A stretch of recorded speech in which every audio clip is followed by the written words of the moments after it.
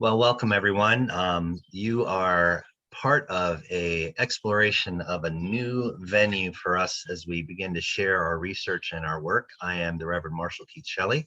I am the rector of St. Peter's Episcopal Church in Spotswood, New Jersey, and a member of the Diocese of New Jersey's clergy community.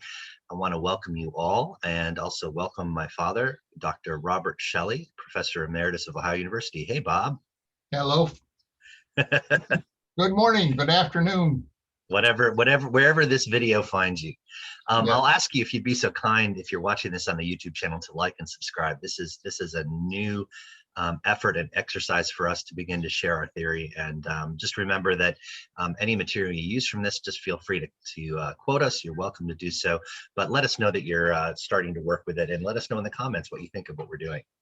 So we've been working for the past few years on the idea and question of mission identity and authority in parishes to accomplish and maintenance change and transformation in community. And the idea behind this is that we're looking at mission identity itself materially. So from my perspective, I was an anthropology major in undergrad and have, over the course of the last quarter century of ministry, put some of those skills and lessons to task and to use. My father, do you want to talk a little bit about your stuff, Dad? Yeah, I'm as Marshall mentioned, I'm an emeritus professor from Ohio University. I spent my career teaching social psychology courses and also doing research on how groups organize themselves to solve problems. That research is primarily focused on the development of interpersonal social structures. The idea that some person will come to dominate in a group and another person will come to be dominated in the course of a discussion. And there are some principles that are involved, and some of them have been applied to what we've been working on, particularly the idea that whatever a structure comes to exist in a group has to be accepted by all of the members of the group if it's going to have any kind of a lasting impact. And we'll talk about that when we get to mission identity consensus. But what we wanted to share with you first is this graphic here, which we call our bubble map of mission identity, hence the images of that. And the idea behind this is to look at this as a constellation of a community, maybe representative of your own, and how it understands itself, how it would describe its culture, its identity, its mission. The thing that we want to point to is the largest bubble on this map, which is the deeper story of who we are really. And the essence of that is looking at how people experience their story, their journey, how they describe themselves and understand themselves, and also interact with each other at the deepest levels. This is the core strength of a community, or in some cases its core weakness, but it's really the core element. And everything around it either supports that or challenges it. And laid over that is one contrasting bubble, which is going to be very important to our conversation later, which is the story that we tell each other. Those are two distinct things. And as Dad just said, one of the things that's important is to understand that a group or an individual over time can, if they're expressing dominance, impose upon a group or install in a group a contrasting image of what we understand ourselves to be versus who we are really. There are people who hold that narrative in trust and are entrusted with it, and usually in parts. So around that core, you see a constellation of images, groups and subgroups. Dad, can you think of some groups and subgroups that might have an interest in that deeper story? Well, for instance, if you think, I'm going to use examples from the Episcopal Church because that's mostly where I have had adult relationships with respect to groups in congregations. Frequently in a lot of these parishes, you'll find a choir that typically is a group of people who meet on a regular basis. Large choirs may have several subgroups. They may have the choir broken down on the basis of voice. So you have the altos and the sopranos and the basses and the tenors as subgroups in that situation. You could have an altar guild, a group of people who are responsible for decorating the church and appropriately equipping the altar so that the elements of there's communion are appropriately presented, and so on. There are other groups, and frequently these groups may overlap with one another. The altar guild may have several members of the choir in it, and it's not unusual in the Episcopal congregations for the vestry, the governing board of the church, to have members of the choir or the altar guild invested in that particular group as well. You also have deep structures in the community, those currents that run deep. For instance, in my church, which is over 260 years old, that one entity that's been the body of authority throughout is the vestry itself. It's the elected governing group of the church. It takes different forms through different decades and eras, but there's always been a vestry at the church. In missions, it's often called a bishop's council or a bishop's committee, but there's that governing body that is there and is really seen as a wisdom keeping element. And in other churches, that might be the Sunday school or the early morning worship service of a midweek liturgy or something like that, or even a group of volunteers that have been a core group that have been together for a very long time, and they're seen as an element in that. Even individuals can become a deep structure in the community. I had a parishioner once who was in her 90s, and if you wanted to get anything done in the church, you had to clear it with her first. It was a requisite. So those deep structures may not necessarily be visible all the time, but they're there. Another element is the people and groups around us. My church, St. Peter's, has a thrift shop, and many of the people who volunteer and patronize the thrift shop are not parishioners.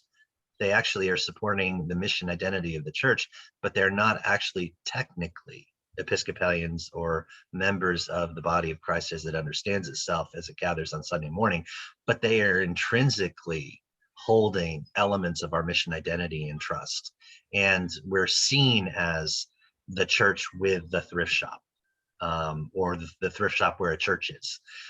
The idea here is that those exterior perceptions of your church are very important, and actually almost as important, one may argue, as they are for the actual people who are members. Dad, you remember your church in Birmingham, St. Andrews. They had a perception of people outside that really was determinative of who they were. Yes, the congregation had changed over time as the community around it had changed over time. The perception developed because of the liturgy that the church, that the parish was committed to, was very high church. So there was a lot of incense, and people around the congregation referred to the neighborhood referred to the church as the place where the smoke comes out the doors. There you go. Almost becomes the dominant image of that community and determinative of itself. So what we want to do is really give you guys a sense of where we're coming from when we talk about this. The idea of a core identity for an individual or a group. This is an idea that is sort of a bridge, a unitive link between the anthropology and pastoral theology that we work on in my area of this work, and then Dad's social psychology and missiology in his group work. And the core identity that we're talking about, if you were to cut this little triangle out and flip those corners down with those three different elements, you would see what supports a core identity of a group or an individual in community. First and foremost is that sense of role. I know who I am by what I am called to do. I get the sense of my identity from the tools, from the expectations that people entrust to me. And then, Dad, you want to speak a little bit about social structure? Now, we tend to think of social structure in a variety of ways, but particularly for our work, what we're interested in is the relationships that people have with one another. Who are your friends? Who are people that you get angry at? Who do you turn to if you have some task to accomplish in the congregation, and you decide that you need to have some help. That is the nature of what we think of as social structure in a congregation. And some of this may be the groups of people that are in the subgroups that we mentioned earlier, but very much a sense of social relationships There you that go. we can map out. Yeah, and then we give credit to Brene Brown for naming something that we were trying to articulate for a while, which is that sense of belonging and acceptance, which are two different things. Belonging is I fit in. I have that sense of awareness of being connected to this community, but acceptance is that sense of being wanted. So I feel at home here, and then feeling I am wanted here, or I'm desired here. These are two intrinsically linked elements that form that third pillar that creates balance in a core identity. And a core identity is really important in community, and it's really important for an individual. If you don't have that in place and in balance, then you wind up in some very dark places. And if that's happening for a community, you start to see, because of some factors we're going to identify a little bit later, you see those things utterly disrupted. And we're going to work on that together as we go through this program. The other piece of this is this little known theory that Brad found and dug up and dusted off. And it's the idea of legitimation theory. This was explored a while ago, but then kind of shelved. It hasn't really come out very much. And we're trying to do what we can to bring it back. The idea of legitimation is, how is something seen as having a sense of authority, or that we can arrive at consensus together in supporting. So Dad, you want to break that open a little and identify those elements, and then we'll give an example. For instance, if we think about endorsement, this is often a situation where people in a particular situation do in fact decide, hey, this is a good idea, and we're all going to get on board with it. So they're endorsing whatever is happening. They're endorsing a mission for the church. That they're going to do community outreach, or they're endorsing a mission that they're going to do physical construction for folks who are disadvantaged. Number of congregations and communities around us where we live at the present time will send mission trips to disadvantaged areas around the country, with the idea that the people who go on the mission trip are going to perform some kind of task for the folks who are in need. An authorization could be some of two different sorts. In the Episcopal Church, for instance, the bishop is an authorizing authority. He can or she can decide that they're going to engage in a decision-making process and install a particular set of rules. For instance, where we're going to have a new congregation, that can authorize the development of a new community of the congregation in that community. When we think about propriety, what we have in mind is that people come to accept these ideas as proper and correct. That it's, if you will, the way that things get done, and it's accepted by members of the congregation or members in the community. And typically, if something is considered proper, it's not challenged. Yeah. So for instance, to bring this down to a very personal level, as a rector of an Episcopal church, my authority, my legitimate authority as a rector, is vested on three elements of endorsement, authorization, and propriety. I am rector of St. Peter's because I was called and elected by the vestry at the time. I was endorsed as that person. They voted and they said, here, we want you to come be our rector. The bishop then received that election and approved it, and came and presided over my installation as rector. And that was I have a letter literally that he signed that said, you are this person now. So the authority of my church has authorized me to be this person to this community. But I hold that position because I preside over a community of volunteers. I hold that position in place primarily because I act like a rector, or as people expect a rector to act.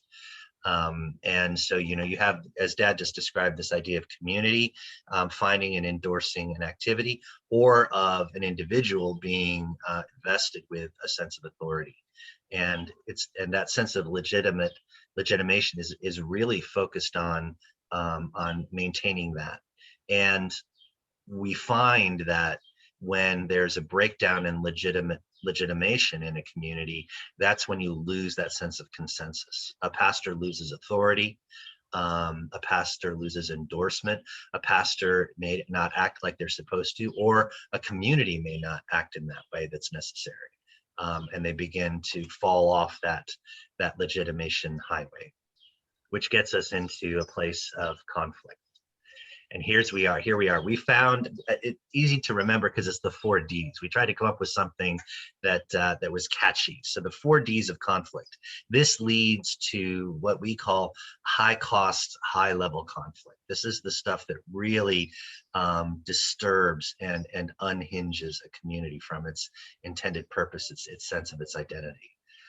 So we're going to come up with a couple of examples of this as we go through this. Disruption is when someone or something creates a disturbance between groups or systems within the community.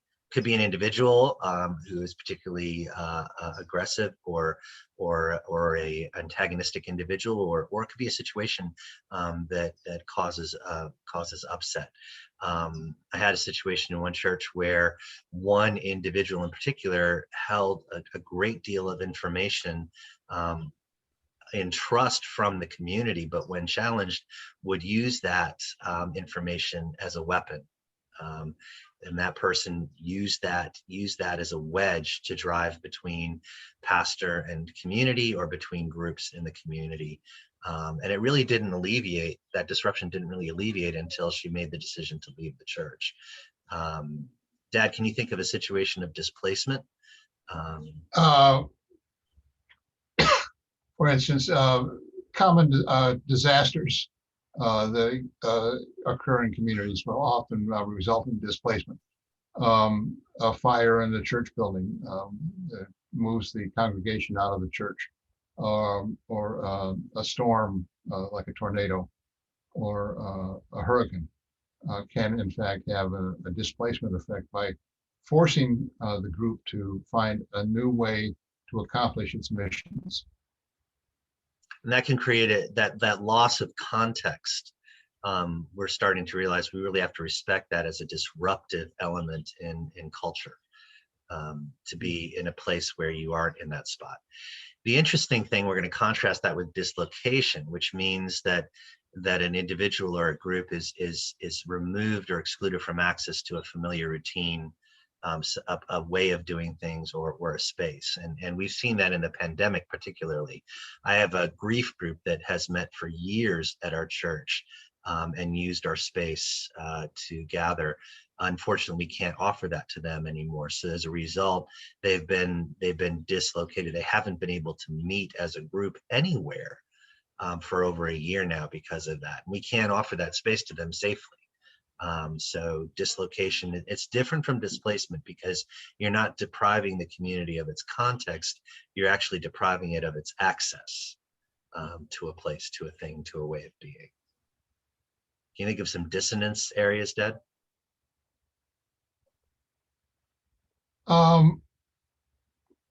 Individually, dissonance, for instance, may be thought of as a crisis of faith. Yeah. Someone confronts a situation in which they suddenly decide that maybe Christian faith isn't what they thought it was in terms of their own personal meaning. But when we think about that in the context of the larger group, in all honesty, I have a difficult time coming up with an idea here, Marshall. Well, see, it's staggering because you don't necessarily think of that context, but think of it in the reality of a change in staff. a person who was an organist for a long time, leading a congregation, and them having to recreate music. They don't get the same flavor back again. Or, you know, the change in leadership where you go from one gender or one style of personality in a leader to another, and people experience a sense of dissonance with that context. You know, one of the interesting areas of dissonance I experienced, and I'm always reminded of it from my early service, one individual reminds me that one priest they had in my community was always late to the early service. It always started 10 minutes late, and I make every effort to start the service on time, and almost every week I'm reminded that one priest always started late, and isn't it great that we start on time? So dissonance can actually even be a positive outcome, because this is dissonance Yes. from where we've been, you know. So in that context. So what this gets us to that aspect of high level, high cost conflict. And you see this atomic model that we've created, the 4Ds, but see them as so strong and polarized that you're actually seeing incredible stress placed on that sense of core identity, that sense of disruption occurring. Imagine these are rending forces. And what we've discovered is that if any one of these is in place, if people are experiencing disruption, displacement, dissonance, dislocation, if any one of those is in place in the congregation, more often than not, it doesn't create a great level of conflict around the mission identity consensus. In fact, if people are able, through their legitimate roles, to be able to respond to that critical issue, it's usually resolvable. It's costly. It costs social and pastoral capital, but you can get through it. But when you have more than two present, it creates a level of conflict that is extraordinarily disruptive. What would you say to that, Pop? I was just thinking, are some of these more important than others? For instance, a congregation that experiences a disruption and a displacement may in fact be able to work through that problem. Their building has been destroyed. They've had to change their service time to account. They've been invited into the space that's used by another group for religious purposes, and they've been invited in, and they can now have their services in the afternoon instead of morning. They're disrupted and displaced, and they may in fact be able to work through that. Whereas if they're looking at other kinds of problems, distance that's been created, they may find themselves in a position where they cannot cope if that were added into the situation. Not only have they lost their space and had to find an option, but they may also find themselves in a position where there is some distance that's been created as well. And that actually is a great example. So sometimes in the face of these conflicts, a high level element of that may be the departure of the pastor. They're seen as carrying the stress of that community too deeply, and so therefore they have to move on, or loss of some high level authority members in the congregation. Or it could be costly. Members of the parish drift away. You know, we had a flood at my church, and in the midst of that, we went from being a church that was growing pretty steadily and one that was growing steadily with younger families, to one that was static. We've sort of held our own, but we've been in a process of transformation ever since. And no small part of that was because the major element of our ministry was the destruction of the Sunday school, the physical displacement, the physical dislocation, the material dislocation to another space for formation, and then the disruption of that when teachers weren't happy for the long period of time that we were out of our space. And that created that sense of where do we go from here, a deeper question. So I'm going to take us to the last bit here and show you, and I think we're going to make this a two-parter because we're almost at the end of our time, and I want to make sure that people don't get too overwhelmed with all of our theory. So what happens when a mission identity is disrupted is that people, with the story they tell each other, attempt to impose upon that deep narrative, that lost consensus, that lost perspective on who people are really in community. They begin to project upon it. Have you seen that before in communities, Pop? Yes, a number of different situations. In employment circumstances where suddenly a change in the environment changes the nature of the situation. How do we deal with that? Are we going to be what we were in terms of what our mission was? And often we find ourselves confronting the possibility that that isn't going to continue. And we've, in some ways, seen some of that with the pandemic in the last few months, where people find themselves in circumstances where they've been disrupted and displaced and are swinging out at it, trying to find a new story. They want a new narrative, a new normal, and it turns out that it's different. It's not going to be normal again. It's going to be a different kind of situation in the community, in the larger society, and how people work their jobs, what that means in terms of other structures and spillover effects of people working at home for an employer have all kinds of implications about how institutions will in fact function and how we relate to them. So I have two examples in the mission field, if you will, in church work. One is of a church that I was part of their struggle to find their way, and that was in the context of they were falling away from their mission identity. They were losing themselves because of a loss of membership and an aging of membership and the weight of too many buildings they had to maintain on top of their mission and their ministries. And one individual in the community was certain that if we can just find leaders and people to populate a strong church committee structure, we'll be fine. But the problem was they didn't have enough people even to chair the committees that she had in mind, much less populate them. And the people in the community weren't really interested in committee work. So as a result, there was a real loss of that. She was trying to say a healthy church has healthy committees because that's what she knew. The downside is they'd lost the beat on that. And it was difficult. It was tragic for them. The interesting thing in my current church that I'm serving, and to sort of draw an element of contrast in that, is that sometimes when that story we tell each other becomes stressed in the way you're seeing, a new resolution can come. And in my group of leaders, they're starting to talk not so much about a new normal, because that creates an expectation that will continue through time, rather that we refer to a new now.